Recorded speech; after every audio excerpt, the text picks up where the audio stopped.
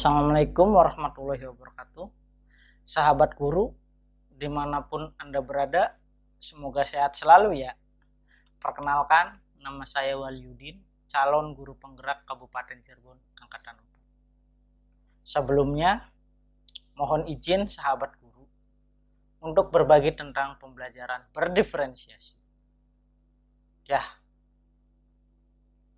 pembelajaran berdiferensiasi bagi saya adalah merupakan pembelajaran yang dapat memfasilitasi kebutuhan peserta didik atau siswa. Sebelum pembahasan yang lebih jauh, apa sih pembelajaran berdiferensiasi itu? Ya, pembelajaran berdiferensiasi adalah pembelajaran yang dapat memaksimalkan atau memberikan keleluasaan kepada peserta didik untuk mengembangkan potensi yang dimilikinya sesuai dengan kesiapan belajarnya, minat belajarnya, dan profil belajar siswa tersebut. Pada penerapan, pembelajaran berdiferensiasi tidak hanya berfokus pada produknya saja, melainkan berfokus juga pada proses dan kontennya. Sebagai contoh, saya pernah memberikan pembelajaran mata pelajaran IPA tentang materi gaya dengan pendekatan pembelajaran yang berdiferensiasi. Saya menugaskan untuk memahami apa itu gaya, apa jenis-jenis gaya, apa perubahan yang terjadi pada suatu benda jika diberi gaya, dan apa manfaat pada kehidupan sehari-hari. Tugas ini secara tidak langsung dapat mengarahkan siswa yang berpotensi sesuai dengan kesiapan dan minat belajarnya. Pembelajaran berdiferensiasi berfokus pada 3 hal utama. Apa saja 3 hal utama tersebut? Berikut penjelasannya. Ya. Jadi pada pembelajaran berdiferensiasi itu ada 3 hal utama, di mana 3 hal utama tersebut yaitu yang pertama diferensiasi konten, diferensiasi proses, dan diferensiasi produk. Kita pembahasan yang pertama dulu ya, diferensiasi konten. Ini semuanya terkait dengan pembelajaran materi IPA yang sudah saya terapkan dengan pendekatan pembelajaran berdiferensiasi tentang materi gaya. Diferensiasi kontennya pada pembelajaran tersebut yang sudah saya lakukan. Apabila siswa berfokus pada konten, maka siswa mempunyai keleluasaan atau kebebasan memahami apa itu pengertian gaya secara sederhana. Guru akan memberikan fasilitas pembelajaran melalui tayangan video tentang gaya dan diberikan pertanyaan-pertanyaan secara sederhana tentang pengertian gaya.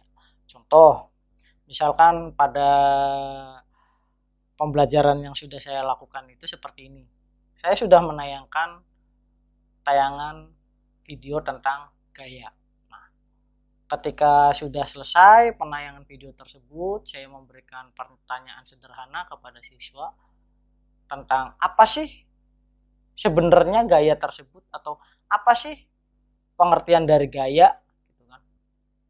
Yang awalnya sebelum menggunakan pendekatan pembelajaran yang berdiferensiasi, siswa cenderung banyak yang diam dan ada yang menjawab pun siswanya ya hanya itu saja. Tapi dengan pendekatan yang seperti ini, pendekatan yang pembelajaran yang berdiferensiasi, karena saya pada saat itu juga memberikan istilahnya membentuk kelompok pembelajarannya.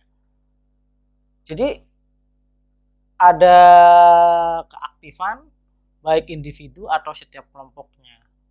Dan anak-anak pun lebih paham bahwa gaya itu dorongan, Pak. Bahwa gaya itu adalah sebuah tarikan, Pak. Gaya itu bendanya bisa berpindah. Jadi itu secara langsung bisa memberikan pemahaman secara sederhana kepada siswa untuk pembelajaran. Yang kedua adalah diferensiasi prosesnya. Pada diferensial proses ini, guru dapat memberikan tayangan video terutama tentang gaya. Siswa bebas mengolah informasi tentang gaya dari sumber manapun. Jadi bukan hanya dari video saja, ketika video sudah ditayangkan, karena pembelajarnya dibentuk kelompok, maka setiap kelompok juga bebas apakah mau sumbernya dari video saja atau sumbernya dari yang lain. Karena di sekolah waktu itu sumbernya juga hanya ada tayangan video dan buku tema siswa, tema 7. Dan di situ juga ada untuk contoh-contoh gaya, karena ada gambar-gambar gaya gitu kan, ketika gaya otot, gaya listrik, gaya magnet gitu kan ada. Jadi bebas siswa secara berkelompok mendiskusikan gitu kan, mendiskusikan LK kelompoknya, lembar kerja kelompoknya, dan setiap kelompok juga sudah dibagikan tugasnya masing-masing gitu sesuai job desk-nya. Ada yang menjadi pencari informasi, ada yang jadi penulis, ada yang menjadi bagian pemaparannya gitu kan. Itu prosesnya. Dan selanjutnya adalah diferensiasi produk. Setelah guru memberikan tayangan video tentang gaya dan setiap kelompok sudah berdiskusi dan melaksanakan tugasnya sesuai dengan tugasnya masing-masing, ya kan? Kelompok diberikan kesempatan untuk menjelaskan dan mendemonstrasikan hasil dari diskusi kelompoknya dengan salah satu jenis gaya saja, dan kelompok lain itu memberikan tanggapan. Nah, maksud saya diferensiasi produk karena bentuknya juga produk. Nah, artinya produk itu salah satu yang menurut saya adalah salah satu yang sudah bisa ditampilkan ketika kita atau ada sebuah bentuk fisik yang bisa dihasilkan gitu kan.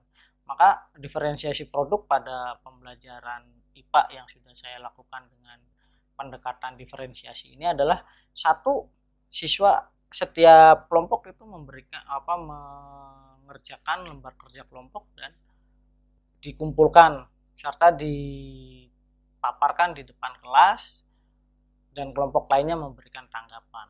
Dan yang kedua adalah mendemonstrasikan salah satu jenis gaya atau menjelaskan jenis gaya, atau juga diberikan kebebasan lagi untuk memberikan perubahan jika suatu benda diberi gaya. Itu.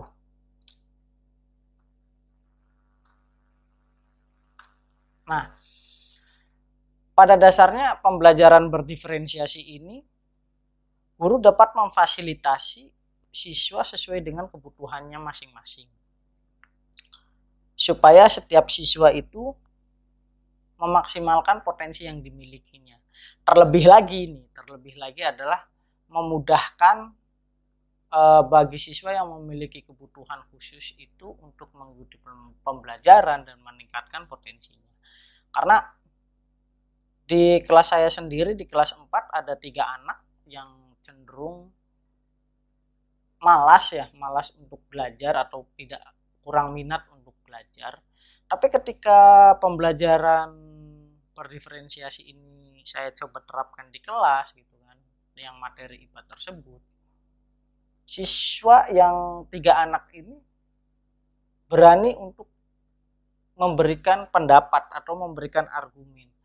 Dengan saya masih ingat salah satu dari mereka yang perempuan, yang maksudnya di antara ketiga anak tersebut jarang ngomong gitu kan, yang paling jarang ngomong. Ketika diberikan pertanyaan, "Nak, apa itu gaya?" Gaya itu tarikan, Pak.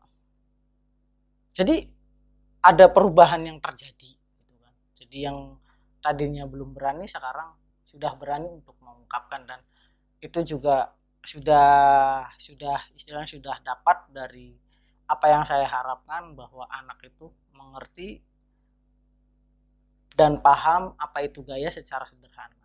Tapi bukan jauh dari apa itu pengertian gaya sebenarnya. Nah, pada pembelajaran berdiferensiasi ini juga bisa menstimulus atau merangsang siswa lebih aktif dalam kegiatan pembelajaran yang saya katakan tadi gitu kan. Melalui pembelajaran yang berdiferensiasi, sikap toleransinya, bertanggung jawabnya, bekerja sama, dan saling menghargai itu muncul bagi setiap siswa untuk mengembangkan potensinya. Karena saya selaku guru memberikan fasilitas penuh kepada siswa-siswa saya, namun tetap pada batasan-batasan tertentu. Karena ketika kita sebagai guru memberikan fasilitas penuh kepada peserta didik kita atau siswa kita tanpa ada batas-batasan, nanti cenderung anak itu menjadi tidak mandiri gitu kan.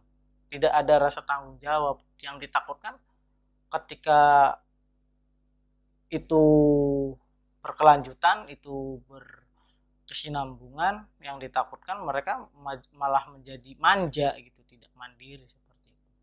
Kemudian daripada itu, pembelajaran berdiferensiasi ini juga siswa cepat memahami, karena pembelajaran berdiferensiasi ini selain guru dapat memfasilitasi siswa sesuai dengan kebutuhannya, guru juga